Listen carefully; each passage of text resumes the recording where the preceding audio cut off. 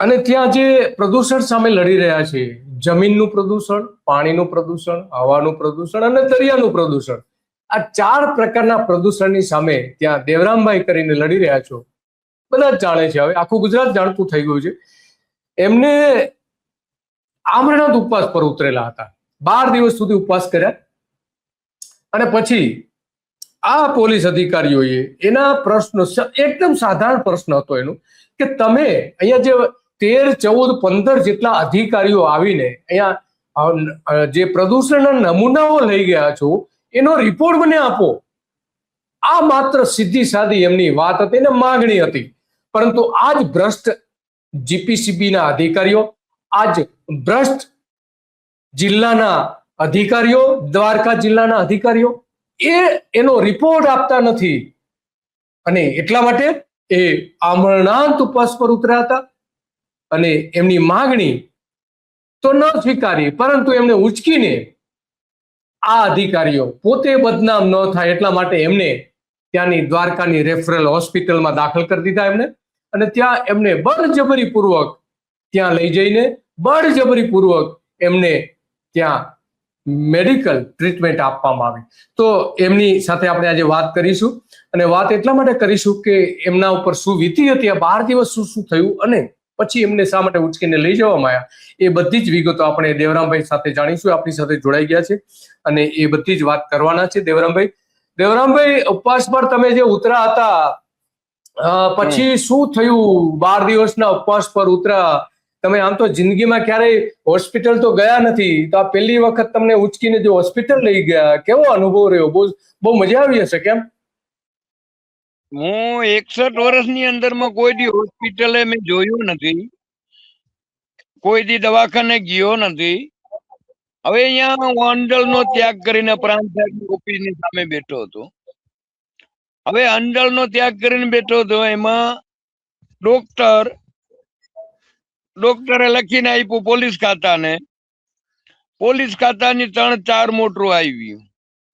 હવે અહીંયાથી ટીંગાટોળી કરીને મારો ઉપવાસ તોડવા માટે પ્રાંત સાહેબ હવે જે હોય, કલેક્ટર સાહેબ આવ્યા હતા આગલેથી.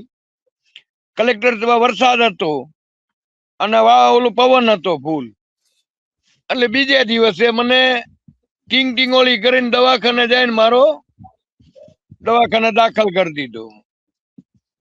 તો ડોક્ટર નું આમાં કઈ આવતું નથી.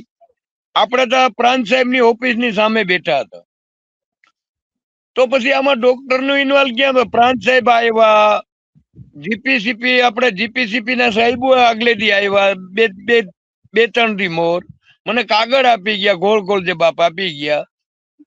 પછી હવે એને શું કહી દઉં, એ ડોક્ટર ને બધાને આપ્યા કે કાયમી મામલદાર સાહેબ રાતના 12 વાગ્યા લગન બેઠો હતો અમારી બાજુમાં મને સમજાવવા માટે. ભાઈ, મારે જીપીસીપી ના સાહેબો મને અટણે અહેવાલ નથી આપતા, એના રિપોર્ટ નથી આપતા. 4 મહિના થયા.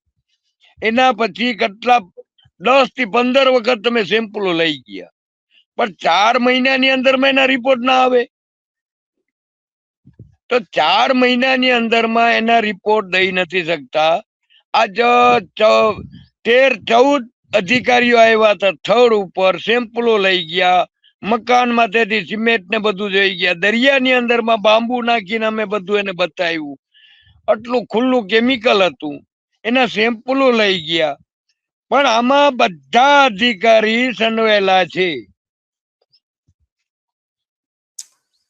તો પછી ત્યાં બોલો. એમાં દવાખાને લઈ ગયા. મારો હવે તો બાટલા ચડી ગયા, તો હવે અનશન તમારું તોડ્યું, રિપોર્ટ તો દઈ નથી શકતા. કેમ? બધા સંડવાયેલા છે. આવું બધું આપે ને, બાકી તો આપે જ. યસ, આપે. હું એમ કહું ને, આજે આટલા 58 વખત રિપોર્ટ કરી ગયા, આટલી નોટિસો ટાટા કંપની ને આપી, તો અટાણ લગન કેમ પગલા નથી લેતા? ઈ લખીને આપે, આપણે નહીં.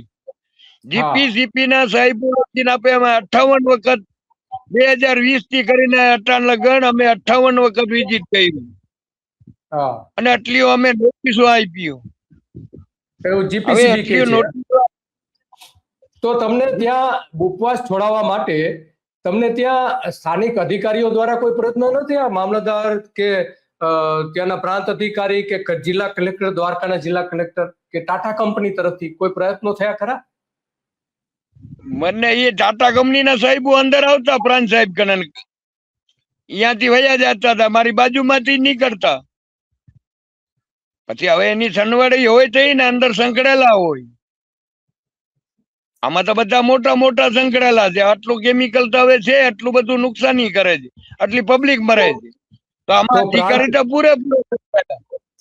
તો પ્રાંત અધિકારીએ તમને કઈ સમજૂતી આપવાનો પ્રયત્ન કરેલો કે ભાઈ તપાસના રિપોર્ટ ક્યાં સુધીમાં આવશે, કેમ નથી આવ્યા, શા માટે નથી આવ્યા, પ્રદૂષણ છે નથી? પણ નજરે જ જોયું છે, પ્રાંત અધિકારીએ નજરે જોયું. પ્રાંત અધિકારી નહીં આવ્યો તો 10-15 વખત. અચ્છા, 15 વખત આવી ગયા.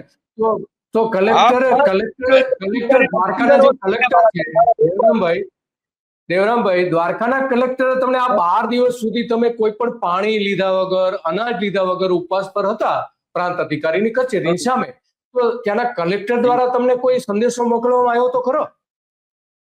નહીં, કઈ કોઈ વાત નહીં. બાજુમાંથી હસતા વયા જાય, હસતા જાય. ઘાટના આપણી કેમ આપણે એક તો મરણ પથારી હતો હું, મને ક્યાં ઉઠવાની શક્તિ નથી. હવે બાજુમાંથી જો આજ બાજુમાંથી આવેલા છે, આગલેથી કલેક્ટર હતા, જજ સાહેબ ને કઈક ઓલા પ્રોટોકોલ માં હતા. તો પછી વરસાદ ને ઓલું વાવાઝોડું નતા, તો હું બહાર બેઠો હતો, ઠર્યો હતો. મને ટાઢ ને તાવ ને બહુ ચડ્યા હતા. તો મેં કીધું મને અહીંયા સારવાર આપો.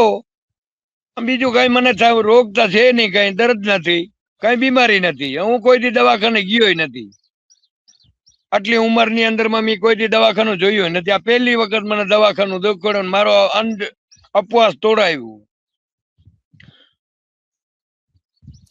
તો કલેક્ટરે તમને કોઈ ફોન કરીને કઈ આશ્વાસન આપ્યું હતું ખરું કે તમે ઉપવાસ છોડો, હું બધી તમારી માંગણીઓ સ્વીકારીશ? હા, કલેક્ટર સાહેબે કીધું કે પ્રાંત સાહેબ ને જીપીસીપી ના સાહેબો ને મેં ફોન કરી દીધો છે ને એને ધડધડાવે છે. અચાનક મને ખબર નથી, અને કદાચ ના હોય, ભાઈ જિલ્લાનો રાજા છે, કદાચ એને ખબર ના હોય. પણ આજ પ્રાંત અધિકારી ની પ્રાંત સાહેબ ને તેને રિપોર્ટ મોકલવા જોઈએ ને, કલેક્ટર સાહેબ ને નહીં મોકલાવતા હોય. તો આ દેવરામભાઈ ને ત્યાંથી જે ઉપવાસના સ્થળેથી કઈ રીતે ઉચકીને હોસ્પિટલમાં રહી ગયા એના દ્રશ્યો એ કેમેરામાં લીધેલા છે, એ પણ આપણે જોઈએ. સારવાર કરવાની ભાઈ ના પાડે છે. હવે તો કરો તમે. હેલો ભાઈ, તમે જાઓ, મારાથી લઈ જાવ સાહેબ. અહીંયા તમે કાજુ બદામ ની ટાટા કંપની અહીંયા દર મહિને આવે કાજુ બદામ નાખજો, આને પૂરેપૂરો આપે. હું તો કહું પોલીસ કરતા ને ના ભલે ને આ ગઢવી સાહેબ, આનો ફોટો કાઢ લેજો. દિવસ આવવા દેજો.